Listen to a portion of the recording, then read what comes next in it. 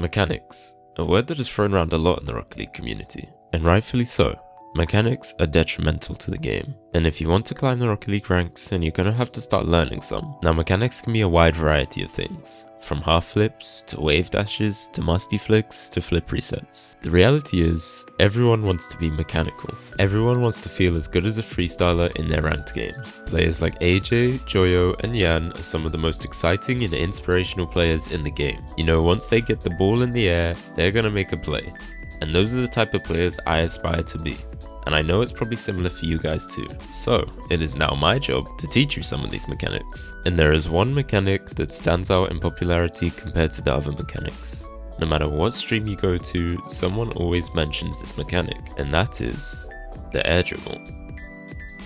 So, what is the air dribble? An air dribble is the ability to carry the ball on the nose of your car while airborne. So basically, dribbling while in the air. I've always said if you want to be a mechanical player or maybe even a freestyler, learning the air dribble opens up multiple different ways and opportunities to score a goal. You can air dribble straight into the goal, fake the air dribble and go low, go for a flip reset, and even more. You have endless opportunities once you can air dribble. And without being able to air dribble, all the flashy mechanics become almost impossible to complete. Now there are two main ways to air dribble, and those are the wall to air dribble and the ground to air dribble. Now the wall to air dribble is simply pushing the ball up the wall or the backboard, popping it up and air dribbling it that way. But the ground to air dribble is popping the ball up from the floor, whether that be off a bounce or maybe from the roof of your car. Both are extremely important, and I advise you learning both if your aim is to be as mechanical as you can. So let's get right into the tutorial.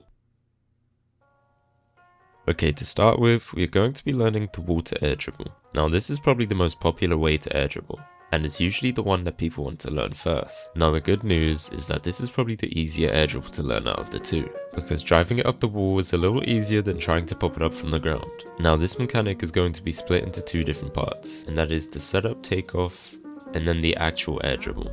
So the first and most important part to learn is the setup. Now this is probably the most difficult part of air dribbling, because it's hard to get a perfect roll up the wall, and then it can also be difficult to get a good touch off the wall also. However, I truly believe once you get a good takeoff, the air dribble pretty much carries itself. So that's why I think before you even move on to anything else, make sure you master the takeoff, and I promise you, you'll learn the carry so much quicker.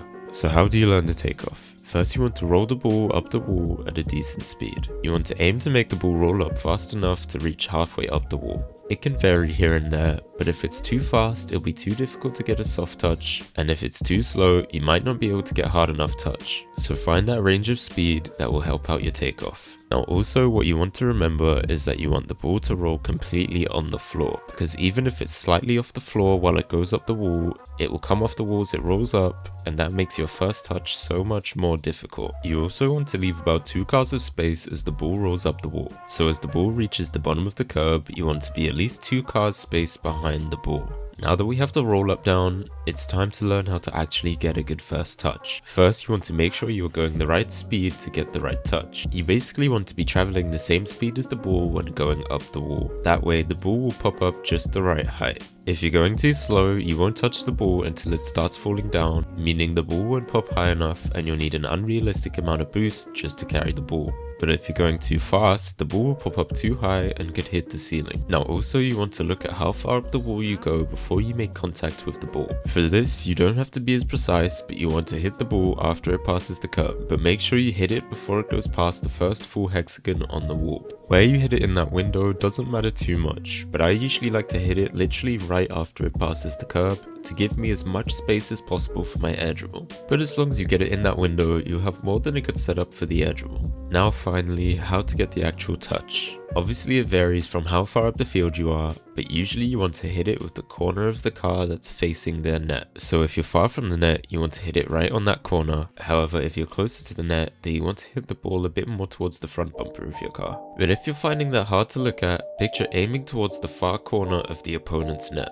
One more tip is, if you're hitting the ball a little too far and you can't seem to get under it, remember you're aiming your first touch more towards the ceiling than directly to the net. Sometimes people picture aiming for the goal, hit the ball too forward, and then they lose control of the carry. By aiming towards the ceiling, even if it's a little off, it's much easier to control than a ball that's too far forward.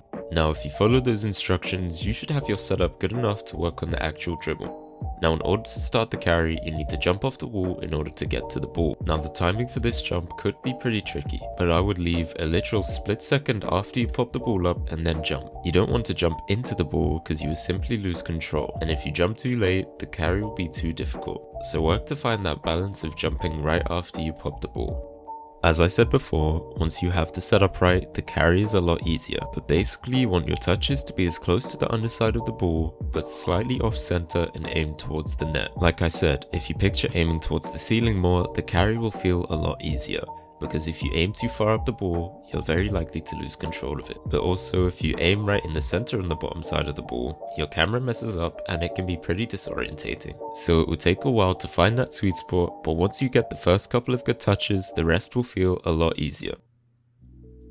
Now you know how to wall to air dribble, but there are still other situations you can air dribble from, and that is from the ground to air dribble. These can be from a ball rolling towards you, a ball bouncing towards you, and when you have the ball on top of your car. And the carry for an air dribble is always the same, so I'll just be giving a brief tutorial on how to set these up. Now first off is air dribbling from the ball rolling towards you. And honestly, there isn't too much to say other than you want to align the front of your car to the center of the ball as you drive into it. This should give you a nice pop-up high into the air, and you should not be moving faster than the ball is coming towards you. Otherwise, the ball will pop too far away and you won't be able to control the air dribble. So when the ball is coming towards you, I suggest you hit your reverse button right before you make contact.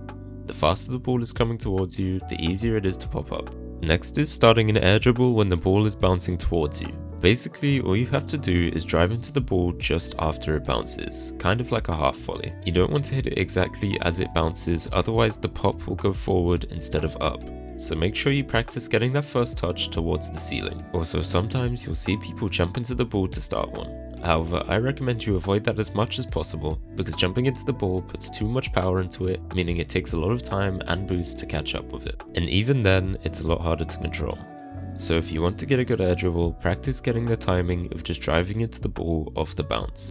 Now, in order to air dribble from the roof of your car, you need to have good control just dribbling the ball. Focus on keeping the ball as balanced as possible on your car. You want the center of the ball to be right on the bottom of your windscreen when you jump. Once you have it on your car, align yourself with the goal and double jump to pop the ball up. Once the ball pops up, you tilt your car back and then you have your air dribble. Personally, I think this air dribble is the hardest to get down, so don't get discouraged if you can't get it down fast.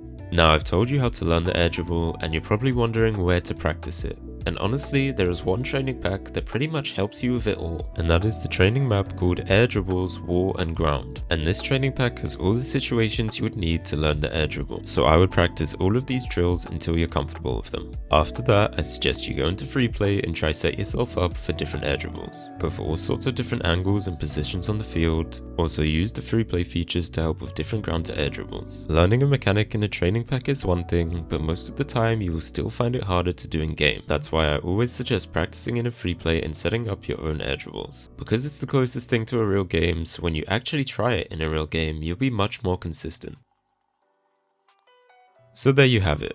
My tutorial on how to do one of the most popular mechanics in Rocket League. Remember to go the same speed as the ball, hit the ball after the ball reaches the curb, aim towards the ceiling and towards the far corner of the net, and jump immediately after you touch the ball. If you remember these tips when practicing, you'll start to get the hang of it a lot quicker. I hope you enjoyed this tutorial and I hope it provided a clear path to learning the air dribble. I love giving you guys ways to improve in Rocket League, and teaching you guys mechanics is one of the most important ways to do that. So if you like this tutorial and you want to see more, make sure you like, comment and subscribe. And remember, if you want to support me further, then please use my Epic Games creator code OneEyedGhoul in the Rocket League store when you buy something. But anyways, that's all from me for now. I'll see you guys next time.